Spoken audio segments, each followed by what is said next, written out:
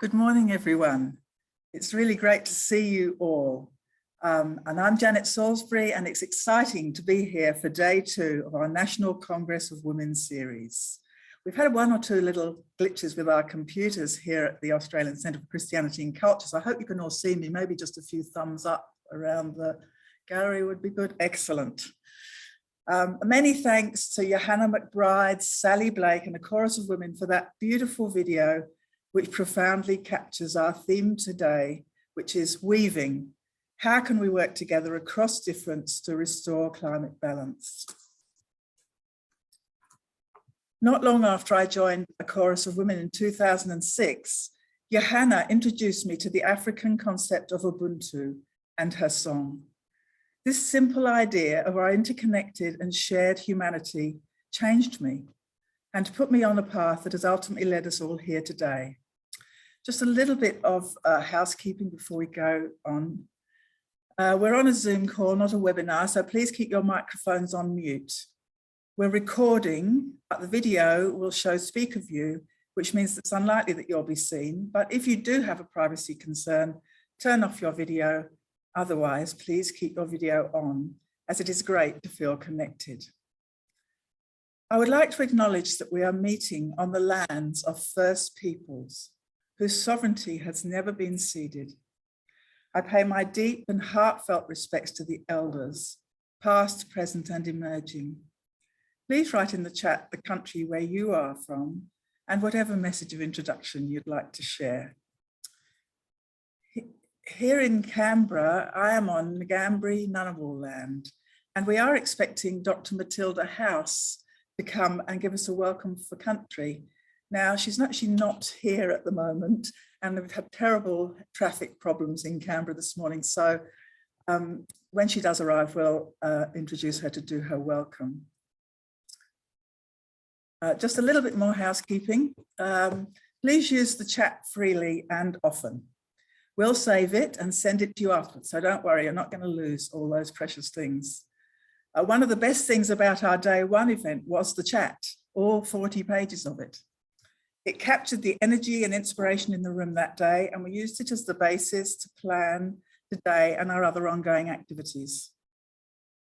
We hope that we will gather further information and insights from you all today. Also note that since last November, we have set up a members intranet called WCC Connect for ongoing discussion and comment, and we'll try and put a link in the chat. Please join up. Now, and if you're on social media, please post, tweet, etc. during the day. Use the hashtag Women Rising, all one word, hashtag National Congress of Women, all one word, hashtag Women's Climate Congress, all one word, and hashtag Collaborative Governance, all one word. Women Rising is our most used hashtag. The Women's Climate Congress welcomes all women, cis, trans, and non-binary, who feel called to join us. We also appreciate the support of men, and if there are any men out there today on this call, you are very welcome. For the moment, we are primarily creating a space for women to discover their voice and build ideas and policy agendas that reflect our lens on the world. At the heart of the Women's Climate Congress is a vision to restore climate balance by 2030. That is, to be on the path that scientists agree will keep us within a safe limit of global warming. We assert that women's voices, leadership, and full agency are needed to turn the tide of political culture from polarized discord to collaboration and cooperation, with nurture of life at the center of every government decision. Now, it's easy to say these words, but the doing of them is a huge challenge in the face of centuries-old systems deeply imbued with conflict, winner-take-all hierarchical and patriarchal systems of governance. And current events in Ukraine and the rhetoric around Australia preparing for war with China make it hard to hold on to the hope that we can change the deeply flawed systems and relationships that create these ongoing conflicts with each other and nature. At the moment, there's no peace on earth or peace with the earth. I will say some more about this in a minute. Now, if you were one of those people who came to our first day of this National Congress last November, you will remember the video, The Singing Hill. With help from Sally Blake, Danny Pratt, and a chorus of women, Glenda Cloughley told a 30-year-old story about Currajong, or Capitol Hill, where Australia's Parliament House stands. Auntie Matilda, who we were expecting to give us a welcome today, has told us that the hill is a women's place in First Nations culture. In the late 1980s, the prehistorian and artist Dorothy Cameron, Glenda's friend and mentor, was in a group of Canberra women who met regularly to meditate and hum around the members' fountain inside Parliament House. Their purpose was to support Senator Joe Valentine and all the honourable senators in the hopes that there would be more harmony in the building. After one of these meetings, Dorothy wrote a poem about her experience of hearing the land singing beneath the Parliament. There's a link in the chat, we hope, sometime today, to the Singing Hill video. Do go and watch it, you'll really love it. Now, we were expecting to welcome Dr. Glenda Cloughley to give a presentation now called The Two Stories of the World to complete this gathering session.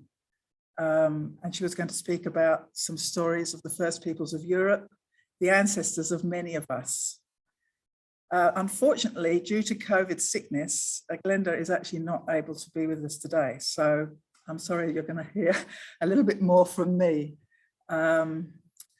These stories from Europe can help move our present day narrative from one of conflict, winner-take-all hierarchical and patriarchal approaches to one of care and respect for the living earth. We all belong to a much deeper, older heritage of care and respect for Mother Gaia and the shameful, traumatic cultural legacies of colonisation. So I'm going to say a little bit of what I've learned from Glenda about the two stories of the world, and then a little bit about our theme of weaving, which Glenda has prepared for me.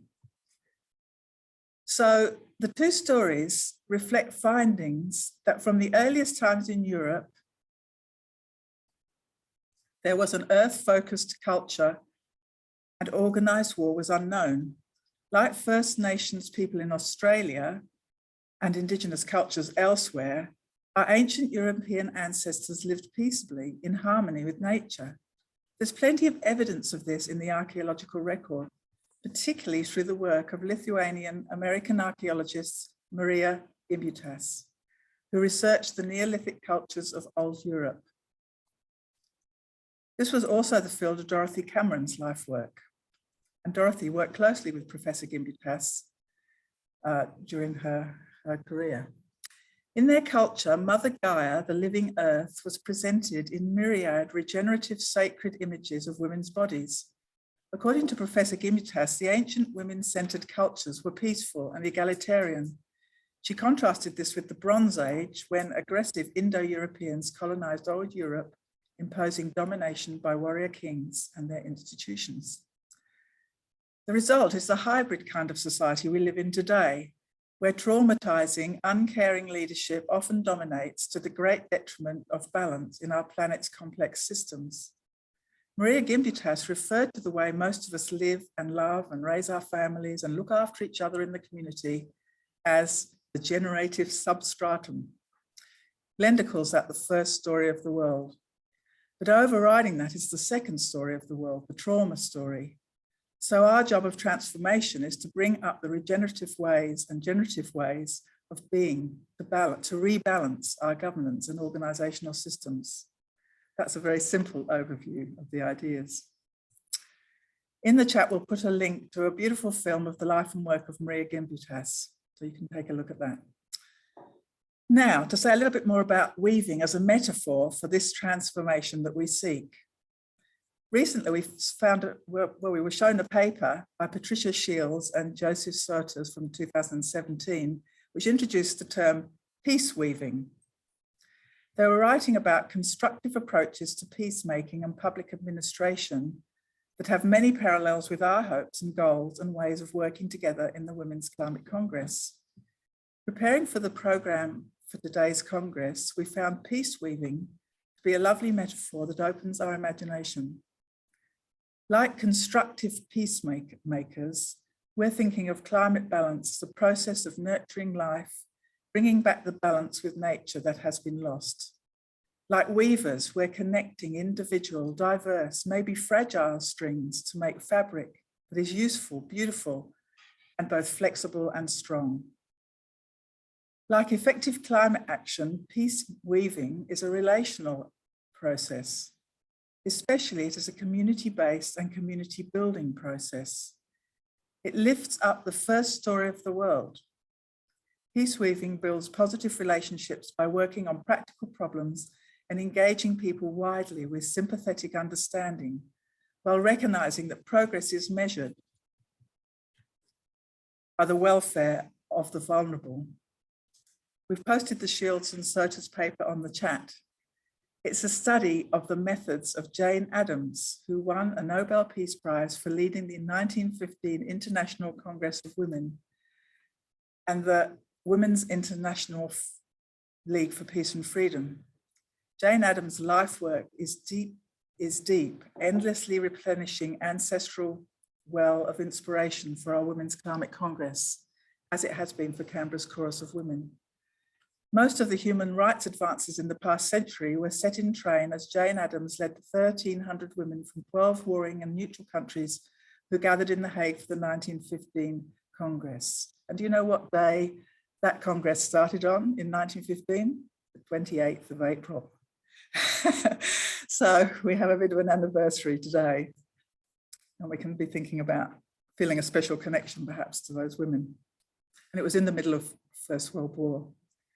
Their effectiveness sprang from enacting the view that peace, like climate action, is the nurture of life. I invite you all to take a few moments of silence now together to reflect on this in the light of current world events, recent political rhetoric around preparing for war, and the ongoing adversarial resistance to decarbonising the economy, even in the light of IPCC code red warnings. After holding our silence for a moment, I will read a quote from Dr. Anne Polina, a traditional owner of the Matawara Fitzroy River in the Kimberley region of Western Australia, speaking at our Day One event last November.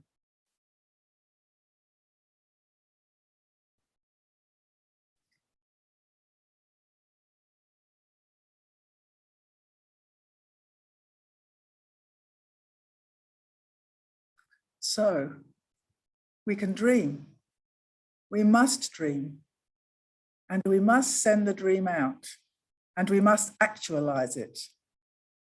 We cannot afford incrementalism anymore. Mother Earth needs us. We must stop the misogyny to Mother Earth. We must stop it now. And we can rise, we will rise, we are rising. Let's dream big, because we must bring our brothers, our sons, our husbands with us. This is a beautiful nation. We are all standing together.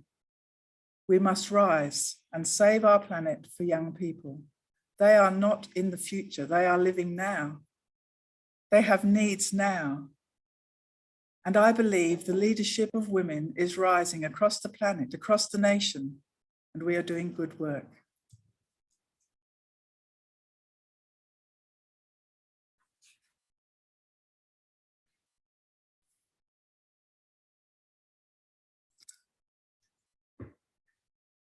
Also, at our event last November, Hilary Wardhaugh spoke of her project, the Everyday Climate Crisis Visual Petition, which is a visual response to the Australian government's climate change policies. Her goal is to crowdsource 1,000 images from women and non-binary photographers all over Australia and submit them to the government as a petition. Each image submitted presents climate change from a personal and culturally diverse perspective. Some of us took part in the launch of this project in Canberra a couple of months ago, and we're going to show you the ABC video, the ABC news clip of that event. And Hilary told me yesterday that she's reached her target of 1,000 images. Yay! Well done, Hilary, if you're online there somewhere, I think you are. So I'll ask Johanna to put that little.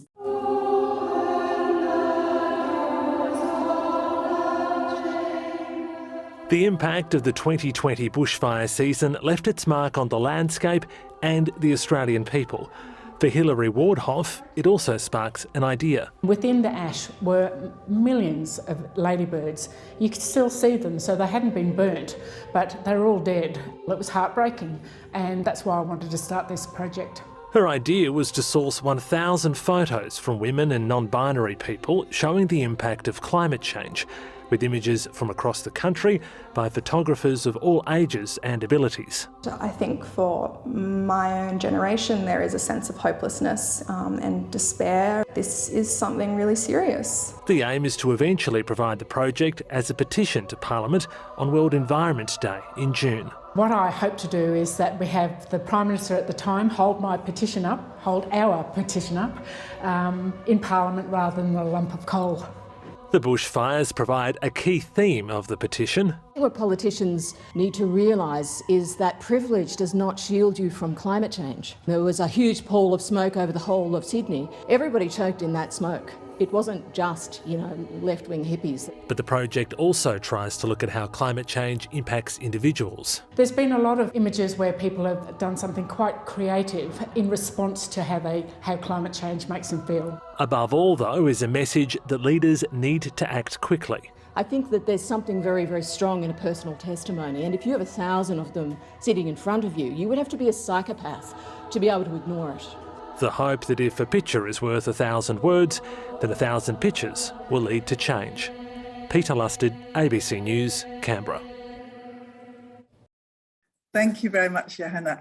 And with perfect timing, Auntie Matilda has now arrived, and it gives me great pleasure to introduce Ngambri-Ngunnawal elder, Dr Matilda House, who is going to welcome us to country here today.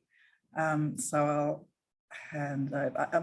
Matilda's a very well-known name to all of you, I'm sure. She's done many, many welcomes to country. She did the first ever welcome to country at Parliament House in 2008, I think it was, and she's busily going from one to another here today. So I'm going to hand, she's going to speak. I'm going to hand over to Matilda to welcome us. Thank you very much. And talking about welcome, I just was over there with Kevin Rudd, and he said, and I was with Tony Abbott, I'm not dropping names, I've known these guys forever, but what happened is they said, oh, why can't we come? So the interest is still there. Politicians are still there, even though they might be in the big seats, they still have a say, they still have a way. And I said, well, we still need you to keep on doing the work, and especially with climate change. I said, you're leaving it up to the women of Congress. They said, well, can't we come over? And I said, no, you can't. You weren't invited. So anyway, we're here today, and I want to thank you all for being here today and to let me to share a moments and that with you, to say how much I care and treasure, our mates there that put up with me, they do, and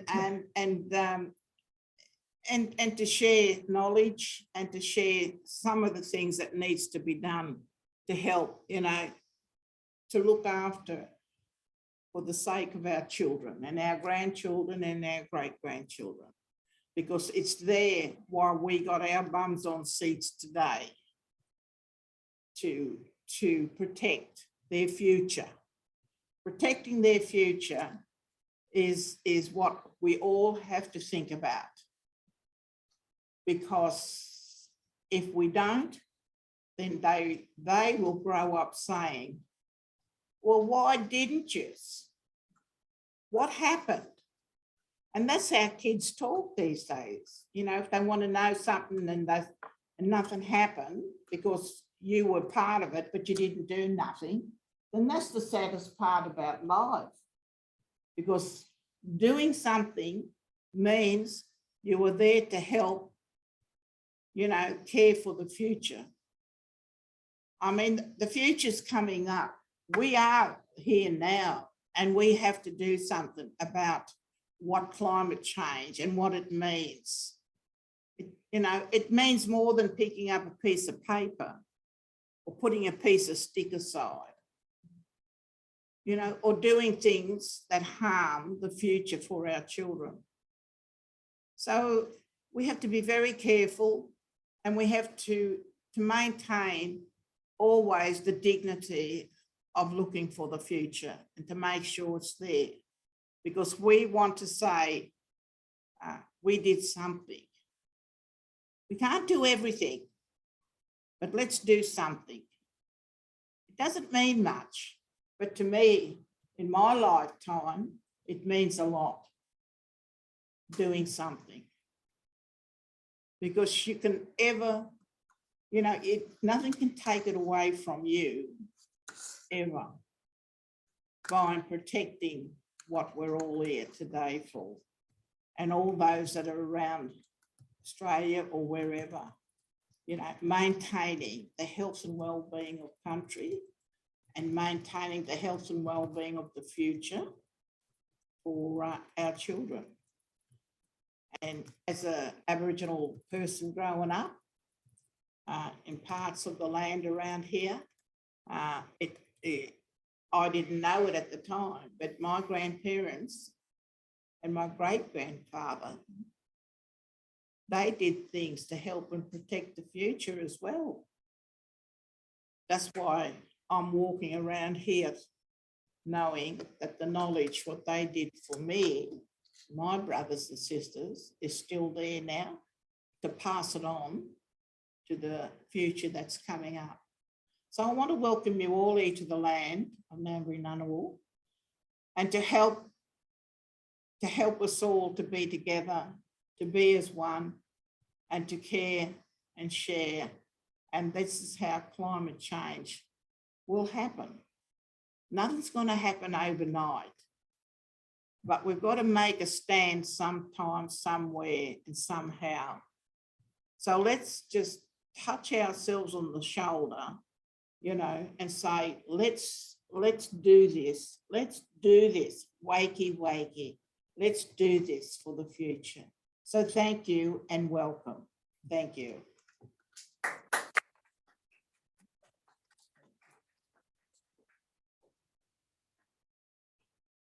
Thank you, Matilda, for your welcome and the ongoing generosity and outreach that you and all First Nations people always extend, despite all that's happened to your people over the last 250 years. We are who we are because of each other. Ubuntu. Earlier, before you came, we showed a little movie of the African idea of Ubuntu. We are all interconnected. So thank you so much. Yeah. Okay. Could you all excuse me, please? Yeah. Yeah. Yes, Auntie, I have to go. Auntie Matilda has another engagement to go to. Yeah. So yeah. And that engagement is with a great-grandchild. Okay. Yeah. Yeah. Yeah. Very, a beautiful great-grandchild. She's 5 weeks old and her name is Matilda. Lovely. Have a good day. Thank you. Thank you, my sister. Thank you. We'll be for coffee, eh? Yeah, absolutely.